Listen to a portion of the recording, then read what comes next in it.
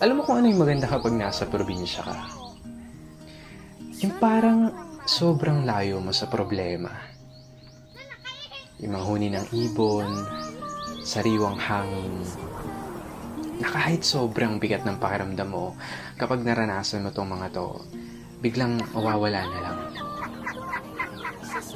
Yung magagandang tanawin, tapos yung palaya na ginawa niyong palaruan ng mga kaibigan mo. Sarap talagang mumuhay sa probinsya, no? Yung para talagang napakalayo mo sa problema. Yung parang napakalayo mo sa malupit na sistema ng mundo. Na kapag nasa probinsya ka, mararamdaman mo talaga yung halaga ng sarili mo kesa sa iba. At mapapasabi ka na lang na there's no place like home or like probinsya. At ikaw na nanonood nito ngayon, masaya ako at naparamdam ko sa'yo ang pamumuhay sa isang probinsya.